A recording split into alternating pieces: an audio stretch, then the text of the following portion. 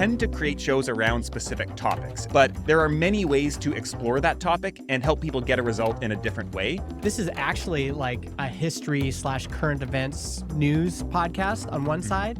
And then on the other side, it's a Learn English podcast. And this is such an interesting idea because to compete in the news or history category might be difficult. To compete in the Learn English category might be difficult. But by layering these two ideas, you have this unique concept. And now you're kind of competing in your own lane.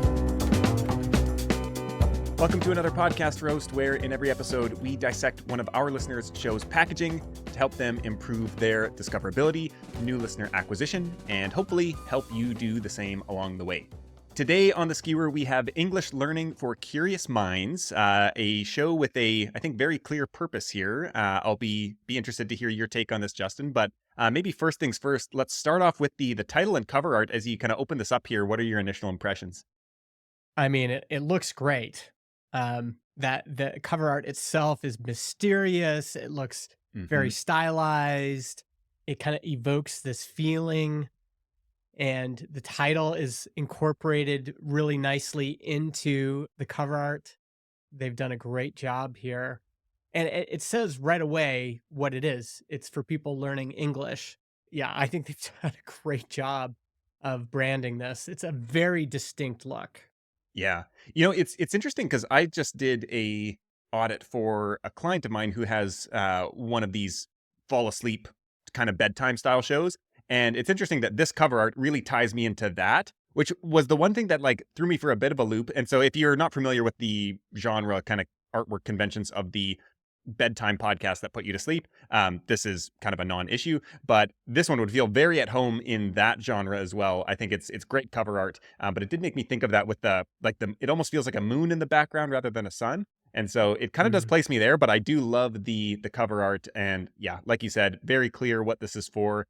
English Learning for Curious Minds. I'll be curious to see what some of the description says about what that curious minds maybe means. But the other thing that I want to point out here is I have a hard time believing that the host's name is actually Leonardo English, but this is kind of a brilliant hack here to come up in the search results by putting the last name as English here, as that's something that people are, going to be searching for. And so he's got another keyword or another instance of the keyword there. A little bit of an interesting hack to boost the show's discoverability in SEO. Yeah, I wonder if that helps them. Yeah. Okay, let's look at the description. Are you looking for a more interesting way to learn English? Okay, a good little positioning statement there. Yep. English Learning for Curious Minds is a podcast for intermediate to advanced English learners. So they're saying, who is this for? This is for intermediate to advanced English learners.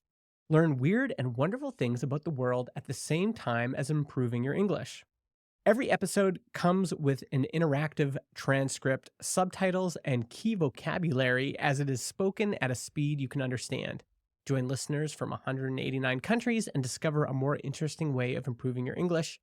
Find the bonus episodes, interactive transcripts, subtitles, key vocabulary, and more at this website. Okay. So what are your thoughts? I pointed out a few things. Do you think those hit? Are they nailing this description here? Yeah. So the interesting thing about the show is I'm currently in Spain and learning Spanish, and I have sought out several podcasts that are basically the Spanish version of this. And they're a little bit different in some of their premises, whatever the word is there. But what I really like about this is, I have gone through this experience looking for a language show, and I went through a lot of shows, kind of reading descriptions, looking at what the premise was and how it was set up. And what's really important here is like my consideration. I just completed going through an app for anybody who's learning another language. I really love the app Pimsleur. And so I completed all the lessons on this app. And it's kind of an app where you listen to conversations and kind of participate in them. So you're kind of speaking stuff out loud, hearing things, and then they kind of give both the English and, in my case, Spanish version of it. And so it's kind of a very audio kind of experience. I got through, I think there's like 5 months worth of it. So a daily lesson a day for 5 months. And so I was kind of past this beginner stage and was definitely looking Mm, for something that was not too advanced, but not too beginner. I wanted something in that intermediate level. And so I like that yeah. they call that out here because I think for me, that was one of my number one considerations as I was looking for a show. And as I started listening to and sampling a few shows, some I listened to were like too advanced and I couldn't really keep up. Some were too beginner. And I was like, okay, this is like a little bit boring, or I already learned all this. I'd like something that challenges me a bit more. And so calling that out in the second sentence, I think, is one of the big questions that people are going to have in their mind. You're already aware at this point that this is a show for learning English. And so I think your next kind of questions that are going to go through your mind are, what level is this? And then what is the actual content? How does it work? And so then Mhm. he gets into, with the third sentence here, learn weird and wonderful things about the world at the same time as improving your English. And so I think like this is another great kind of, you're doing two jobs at once. There's kind of two jobs to be done Mm, here, where like I used to be a diehard listener of Stuff You Should Know, where it's just kind of this like broad, interesting things about the world, getting to know curious facts, things like that. And so this show actually does that while teaching you a second language. And so I think that mhm. that is a really clever premise for the show. And it actually aligns with one of the ones that I listened to in Spanish, which tells you basically Spanish history to some extent and different aspects of Spanish culture. And they'll talk about old TV shows that played in Spain. And I thought that this was a similarly great premise where, when you move to another country,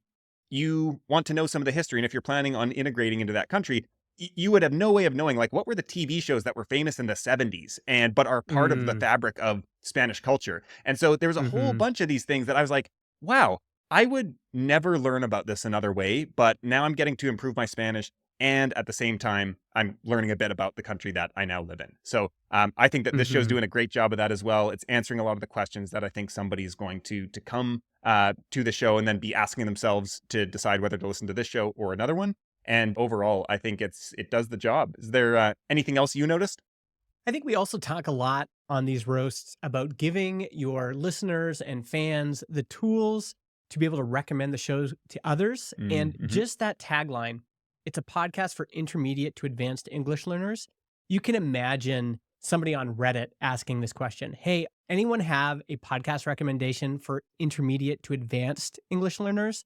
And when you seed these lines like this in your description, when you give people the context and the positioning that you want them to share with others, it's more likely you're going to get referrals. It's more likely you're going to get recommended.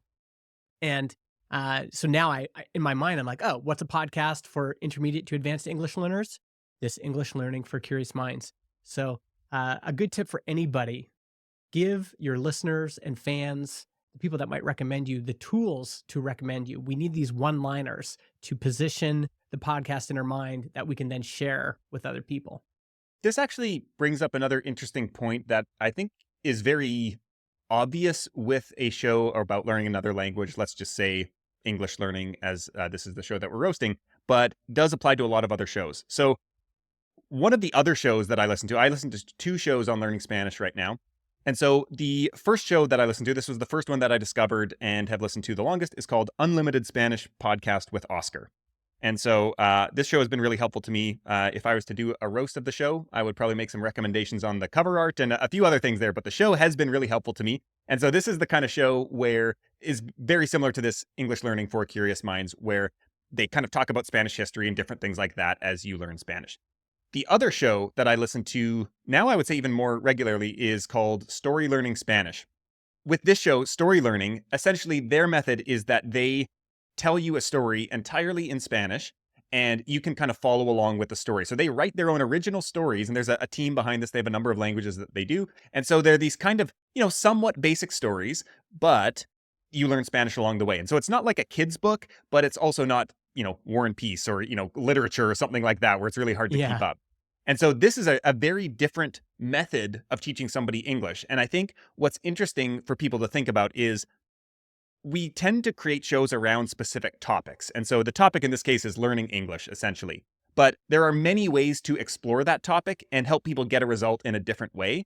And I think that these are two different approaches here. One approach to learning English is by talking about weird and curious facts about the world. That's going to appeal to a certain type of person who wants that thing.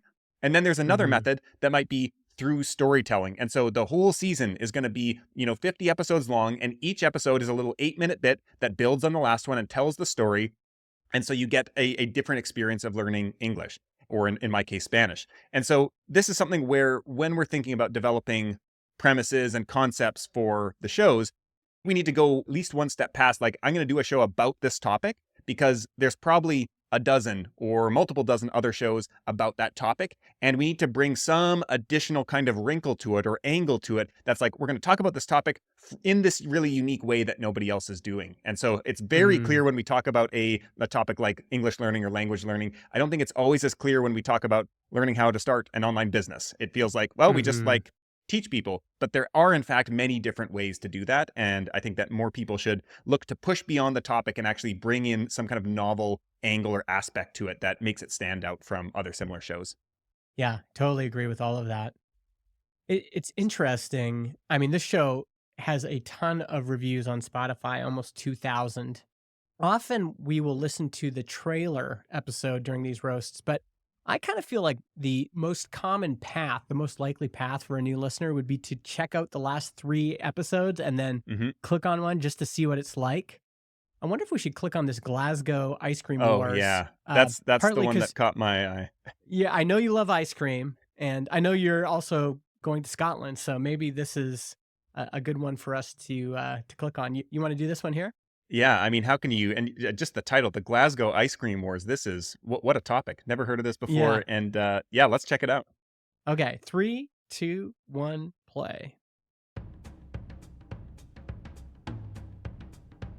Hello, hello, hello, and welcome to English Learning for Curious Minds by Leonardo English, the show where you can listen to fascinating stories and learn weird and wonderful things about the world at the same time as improving your English. I'm Alistair Budge, and today we are going to be talking about ice cream. But today's story isn't really about ice cream. It's about murder, police corruption, drugs, prison, Glasgow, Buckingham Palace, and a 2-decade-long fight for justice. But before we get right into today's episode, I want to remind you that you can become a member of Leonardo English and follow along with the interactive transcript and subtitles over on the website, which is leonardoenglish.com. Membership of Leonardo English gives you access to all of our learning materials. I thought that was quite excellent, actually. Yes. There's a few things that I want to pull out. He teased the episode perfectly. Yeah. It's like right away, a little bit of intro music, a little bit of background music. Hello, hello, hello. Like just right into it, friendly.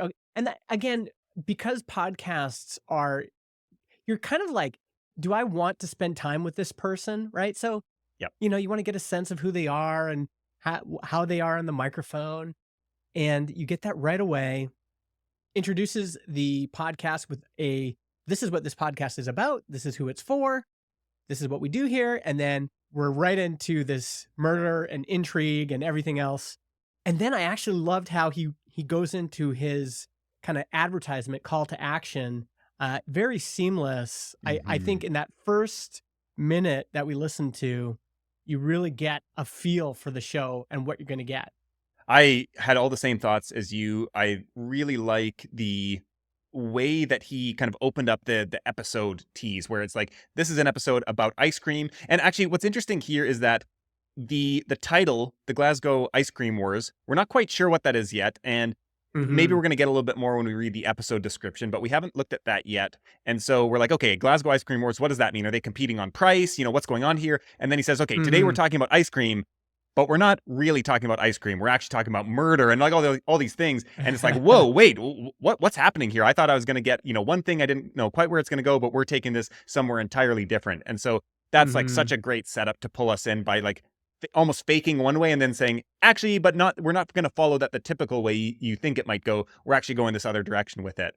And then, like you mentioned, the transition into the ad, this is something where a lot of times people want to put an ad somewhere in their intro before getting into the bulk of the episode. And they have some questions around, where should I put it? And I think you can put it kind of anywhere in that intro. It's not a bad thing to have an ad there, but I think you need, before the ad, to pull people in. I think the worst Mm-hmm. thing is when the ad is the very first thing people hear and they have to sit through all of that. Or you have like a generic show intro that introduces the show, then you get right into an ad before people have really bought in on the episode. And so I think Mm-hmm. what he's done here by saying, okay, we're talking about ice cream, but actually we're talking about all this fantastical stuff that like you never thought would have gone along with the show about ice cream. Now we're like, okay, I'll listen, I'll put up with, you could have done a much longer ad than they actually had here. And I would have still, it would have pulled me through that. And so I think Mm-hmm. if you're going to have an ad in your intro, make sure to set it up before that in a way that you're hooking people and making them want to get to the other side of it. I think the other thing I just want to emphasize again is in terms of show concept, this is something you just mentioned. They're marrying two concepts. They're layering two things. So this is actually like a history slash current events news podcast on one Mhm. side. And then on the other side, it's a learn English podcast. Yeah. And this is such an interesting idea because to compete in the news or history category might be difficult. To compete in the learn English category might be difficult. But by layering these two ideas, you have this unique concept. And now you're kind of competing in your own lane, Yeah. which I love because it sounds like the podcast is interesting enough to listen to as a history slash current events slash news podcast, but it's got this other deeper purpose. And I don't think people are doing this enough. It's like you're trying to compete against the Daily or This American Yeah. Life or whatever show you've heard. And this is like a judo move. It's like, no, no, no, no. I'm going to produce a show that's like a decent history podcast paired with a decent way to learn English. Yeah. And by combining those together, I'm actually making something better than they would have been apart. Yeah. And you can see how that pulls people in because if you're looking to learn English, it's like, I don't want just boring, exercises that I'm going to have to do. I want something else. I'm looking for, give me something else here. And they're doing that with this show here. So really solid concept.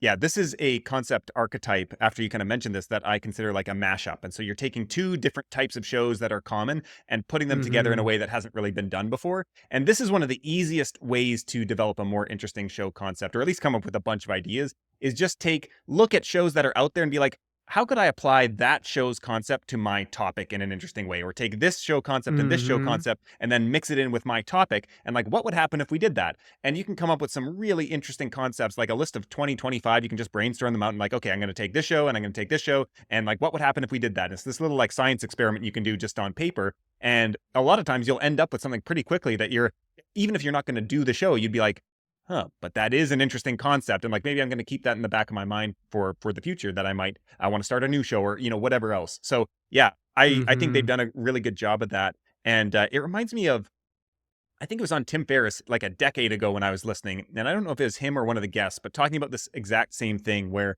there is a lot of value in specializing, but a lot of times, like if you're the best in the world at one thing, like you'll get a lot of benefits from that. But if you're like number 2 or 3 or 5, you're probably Mhm. not going to be that much in demand as, the person at the top. Whereas if you can take these kind of 2 or 3, I think they were saying like if you can find 3 things that you're all like pretty good at, you can be Mhm. the only one in the world who has that unique skill set without ever having to like put in all the extreme effort to actually become the best at that thing. And so, Mhm. that works on for freelancers and service providers, and it also works for podcasters here. So something to Yeah. explore. And yeah, they've done a fantastic job here. Another show that was like this was Startup by Gimlet, Mm-hmm. where you're taking what is it? Well, it's a business show, right? But instead of doing just a business show, they also made it a documentary Yep. style show in the same spirit as This American Life or any of Yep. those. And so it became something that the world hadn't seen. Now this has been, now this is a kind of its own genre, but at the time this had never been done before. And it was just a mashup. Yeah, I never really thought about this before, but it makes me think of part of what's going on here too is that you might be able to reverse engineer this. Is there's the mashup of different types of show formats and concepts, but then there's also this layering of jobs to be done. Where Hmm. with startup, for example, one of the jobs to be done, I think, is that people want to learn more about starting a business. And so that's part of the Yeah. job that this is doing is showing them the inside of how that actually looks. And part of that is going to be like, they're teaching directly, but you're gaining an education through this. But the Mm-hmm. other job to be done is it's entertaining, and it might actually be the type of show that you use to decompress. It's not the type of show where you're like needing to take notes, or it's like teaching you something, an expert interview, somebody's going to break down, how to Yeah. put together your pitch deck to go to investors with, or something like that, which feels a little bit more heavy, kind of work focused. Like this is something you might almost kind of tune out to while also knowing that you're getting smarter. And I Mm-hmm. think that that's an interesting way to think about developing a show concept, is saying, okay, I've got my primary job that I need this show to do for my listeners, and maybe that's aligned with the job that my business does for people. But Mm-hmm. they also have other jobs that they need done in their life.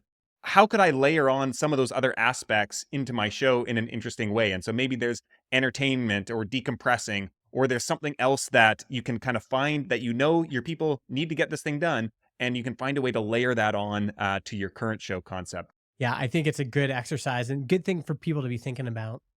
Yeah. One thing I will say, actually, actually, two thoughts. I can't remember if I heard you correctly, but I think originally you were thinking this was like a go to sleep podcast or a bedtime podcast. In the cover art in my mind calls that to mind because of the stars in the sky and the big moon in the Mm-hmm. background. Where, yeah, Yeah. I did an audit for a show like that recently, and all the cover art was basically like this. Yeah. So I love the cover art, but Hmm. maybe it's evoking too much of the bedtime genre.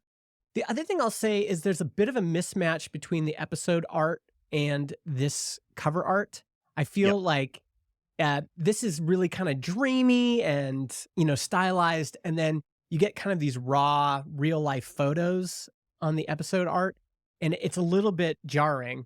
It might be working, like maybe this is great, but I wonder if they could bring in some more of these elements here, even if it was just some of these colors or some of that stylized look. They're tinting these photos a little bit, but it just felt like, oh, this is weird. It's almost like these are feel like different podcasts to me. Yeah, I did notice that as well, and it does feel a little bit like I expect it to be more in line with the actual show cover art and artwork. So it feels like you could just bring in some almost like illustrated elements, then overlay them with on these photos or something like that, some kind of frame that would actually kind of just ground it in the brand. I will say for episode descriptions, I mean, I think these titles are great. They are using episode numbers in their titles, but Hmm. the titles are just very topical. I could imagine if I was learning English, I might just scroll through some titles and find, something that interested me. I might Yep. not listen to every episode, but I might be like, oh, wow, this is interesting. I want to check that out. I think the titles are great. I think the descriptions are also great Yeah. for episodes. It's just like a couple lines that the job is to draw you in. Yep. And then in a very kind of in bullet points, it's like, here's some things we're going to cover, which I think is also good for someone learning English. But I wish more podcasts actually did this exact format, just one line here, and then some bullets on what you're going to experience in the episode. And then everything else underneath that is just kind of like additional stuff. But I find this is a nice template for episode descriptions.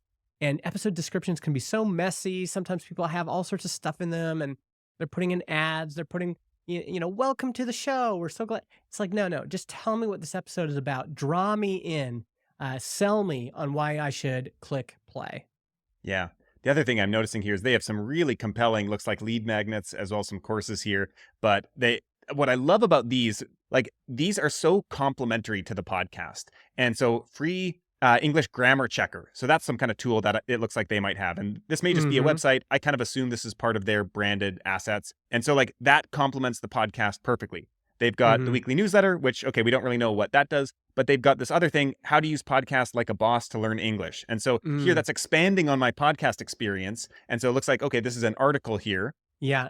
And so this is something where it's like, okay, additional content, something that's relevant to me as a podcast listener about how I can get more from my podcast listening experience. And maybe this Mm. applies just to this show. Maybe this applies to other shows as well, where you can like take all these different shows. They could even have, partnerships with other podcasts to do cross promotions, things like that. So Mm-hmm. I think they're doing a great job of structuring this around their business goals as well. And obviously we had the ad at the start of the episode, but here they're getting some of those links in here as well. So Oh, I yeah, think it's great job. wonderful. And the other thing to call out here is the host's name is Alistair Budge. Yeah. but he's created a brand called Leonardo English. It's almost like it's time to learn English, like Leonardo, learn. They're Mm, in the same. I wonder if that's on purpose. It feels like it is. And kind of like this idea of having a pseudonym or a pen name, for your podcast and then building a brand around that. yeah. Alistair Budge teaches English isn't the same as Leonardo English. Yeah. And this website as well, look at this website. This is just wonderful. I think he's nailed it. Yep. We got a nice headline here: English podcast with subtitles, interactive transcripts, and a key vocabulary. Listen now, become a member. So he's got, the free thing is the podcast, become a member is the paid thing. And if we scroll down here, we've got those badges. This is letting us know, is this a podcast? What is this? What all of the accoutrements of, a podcast website are right here. Oh, I can listen on Apple Podcasts, Spotify. Oh, this is a podcast. I get it. Yeah. So, I think he's done a really great job here, and lots of reviews on the website. Yep. Who is this for? It's so great because the podcast blends into the business perfectly. Yeah. And so many of the people watching these roasts are trying to figure out ways to monetize, and you can just tell this was purposefully done. Yeah. These two things work in tandem together. You've got the free podcasts and you've got the membership, Yeah. and they're working together. It's seamless. Yeah, I think that they've done a really great job of this, or Alistair has done a really great job. And yeah, I love that we kind of had mistaken, or we had wondered if it was a pseudonym or something like that. It's Mm-hmm. actually the business name, and it's a really clever, like, I'm assuming he is getting some SEO benefit out of that business name as opposed to using his own on the web as well. So both in the podcast Yeah. app as well as here online.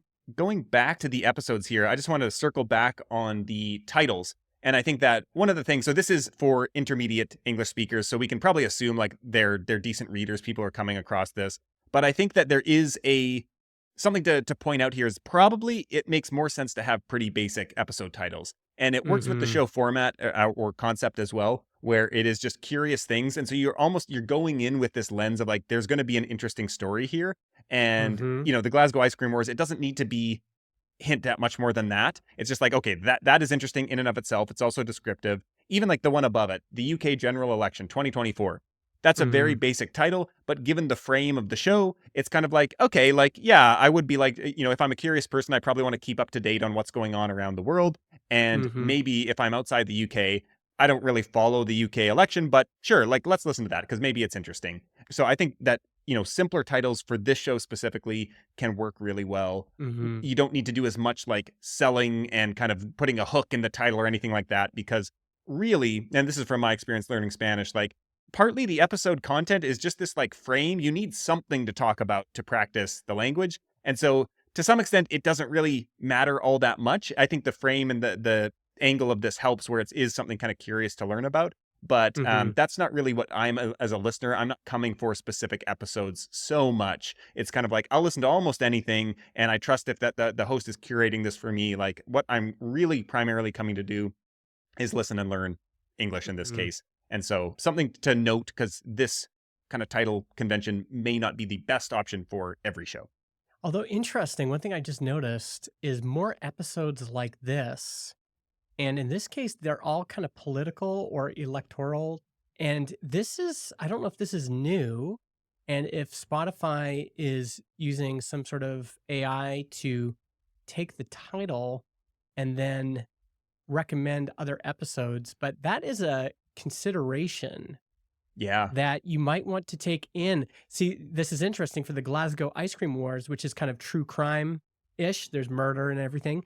We're seeing kind of true crime, murder, criminal episodes. And so my guess is that these are based off of the title. And if This that's true, then titles are going to become a lot more important. Yeah, and so this is interesting. I'm just looking it up on my phone now, but on the desktop app, those more podcasts like this or more episodes like this does not actually show up, but it does Mm, in your browser. And so now I'm curious if we look into the mobile app, mm. I'm not seeing it here. So that seems to be Oh, specifically a web browser feature, which is a little bit strange as I don't imagine that many people actually listen in the web browser. they might be testing it out. So maybe we're just seeing something that's being tested right now. Yeah. But that is, I haven't noticed that before. That is very interesting. I'm curious how they're doing that. Maybe they're transcribing the whole episode and then again using AI to recommend other episodes. Yep. Fascinating. For something like this, I think it is also worth doing a search test. Uh, Yeah. so, podcast SEO, search engine optimization, sometimes overblown, I would say. In this case, I think it really applies because if you're looking for a podcast for learning English, it's likely you're going to open up your podcast app and search for that. So Yep. let's just open this up and type in learn English. And we're going to go to podcasts and shows. And I just want to see what else is showing up here. So this is quite fascinating. So English learning for curious minds is showing up, which is good. You want to be somewhere, I would say, in this first screen, and so they're fairly well optimized there. Learn English free, speak better English. It is interesting.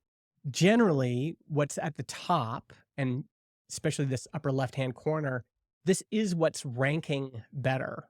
And Hmm. so, as much as we like that stylized artwork, Speak Better English, it seems, is ranking the best. And that title, Speak Better English, also ranking very well. Learn English free, also doing quite good. So, and you might say, well, that's related to these keywords that we typed in, but that's how SEO works. You want to capture the keywords that people are using the most often to search for that particular topic and Yeah. learn English easily, learn English free. But I would say that they're doing a good job in terms of standing out. Yeah. Their podcast cover art is just so unique. I think they've really nailed that part there. Yeah, the one thing I almost mentioned this when we were first looking at the cover art, and now you see it on a lot of these other shows, is either the British or American flag is a clear indicator Mm, for people who are looking to learn English. They're looking for a show like that. Like that is a clear icon that yeah. tells you what the show is going to be about. And so you think about you go traveling to, another country, and a lot of times it depends on where you are. Here in Europe, a lot of times they use the British flag on like a menu where it's like they'll have the German flag for the translation in German, the French one for French, and they'll have the British flag for English. And sometimes it'll be the American flag. You see that too in a lot of places. But like people who are learning English have probably they know to look for that, and that's a clear indicator that like, okay, this if I'm looking for a show on this, their eye probably goes to that. And I did wonder at the fact that there is no indication other than the word English, which is Mhm. on the cover art. It's fairly prominent, but there's actually quite a bit going on. And so I could Mhm. see that like some visual shorthand through some iconography could actually further increase the immediate like relevance of this show to somebody who just stumbles across it. Yeah. I think the other search engine we don't talk about enough is Google. There's still Hmm. tons of people looking for podcasts on Google. And so if I just type in podcasts for learning English, what do I get? So this is also interesting. Google is going to highlight a bunch of podcasts here at the top. They're not showing up in the first little bit. I had to kind of unfold that accordion to get their podcast here. Again, they're showing up there, which is great, but not in that first three rows. And then if we go down here, are they anywhere in the first kind of 5, 10 results? And they're not. One hack for getting on this. Oh, here we go down here. So they're on the first page. I would say one hack for getting up higher is you'll notice that the videos are, up above their current spot. And I couldn't actually see if they have a YouTube version of the podcast. If they're not on YouTube already, I would highly recommend they get on there. I'm not seeing it on here. They also have a couple old podcast apps listed here that are no longer in existence, Google Podcasts and Breaker. I would remove those. But I think this show would do exceptional on YouTube. And even if they're not posting like video, if it was just their podcast cover art, I think it would do really well on YouTube. And it's going to make it more likely you're going to rank on this first page. Your episodes might show up under videos. Mm-hmm. And then the other trick is there's always these lists, the 14 best podcasts for learning English. And it's work, it's hard, it doesn't always work. But in this case, this podcast, I can tell this is an old article because it's still referencing Google Play. And sometimes reaching out to the site, finding who it is, and saying, hey, can we update this post? They are listed on here. So that's to their credit, they're here. And sometimes if you can't get your website in the first 5-10 listings, you can try to get on one of these lists where you are listed. Sometimes I'll just reach out to people and say, hey, I noticed you've got a lot of maybe old, outdated information on here. I went through the trouble of rewriting it. Here's a fresh version for you. And if you could also add this podcast, I think it would be a good addition. I want to highlight a couple other things. So we see one of the competitors that shows up on this page as well as in Spotify is Bob the Canadian. I think the show is Learn English with Bob the Canadian somewhere down here. And so it mentions that he's got 1.67 million subscribers on YouTube. And so clearly he's doing well on YouTube. He also is one of the top ranked shows in search in Spotify. And so obviously we've got some geo targeting going on here. It's a little bit interesting that you're in Canada and he's ranking lower. He's actually the top rated show in Spain where I am. And so people the funny just thing love is Canadians. I guess so. And like his cover art is not really compelling at all. No. English with Bob, I mean, that's very clear, but it looks kind of, I wouldn't expect from the outside that this is a, decent show. But when you click in, his episodes tend to show up in the episode search. And so if you look at these, you see that he is using the word English in basically every single episode. And so I suspect that one of the reasons that his show is showing up prominently, but also his episodes are showing up, is because he has the word English coming up regularly. And so for Alistair and his show, I wonder about saying, the Glasgow Ice Cream Wars English learning story or something like that, where there's something that you can append to the episodes where it's like, okay, we're learn English by learning about the Glasgow Ice Cream Wars or something like that. You could add in a key phrase that would help the episodes come up in search as well. Yeah. And we can see there's a lot of people doing this, like learn English while you sleep in the episode titles. And let's learn English topic, words to use instead of very. So English with Bob. I also want to just, this cover art, learn English with Bob the Canadian. This just goes to prove that sometimes there's other factors that matter more. And so one thing the show does have is if people are saying, they're talking, they're recommending things. It's like, oh man, how I learn English is the show English with Bob. Like you just search English with Bob and there's a guy's face, like click on that. And sometimes if your cover art is distinct in this way, where it's like people know to search English with Bob and then they know to click on this guy's face, that's enough. The best restaurant in town doesn't always have the best sign. Sometimes it's like, you just tell people, you got to look for the sign. It's got papyrus as the font, but trust me, the food is amazing. Yeah. So is there anything else on any of the shows here? I know we kind of branched into the Learn English with Bob the Canadian, and then we had our original show here. Anything else that you want to kind of call attention to? No, I think we covered it well. I clearly he's doing a great job. Lots of reviews, doing a lot of things right. So yeah, well done. And speaking of podcast reviews, if you would like to submit your show for a future roast, you can leave our show, Podcast Marketing Trends Explained, a review in Apple Podcasts, or you can leave a comment beneath the YouTube video. And just leave us your show name and we will submit your show to the hat, from which we will potentially add it to the skewer for an upcoming episode.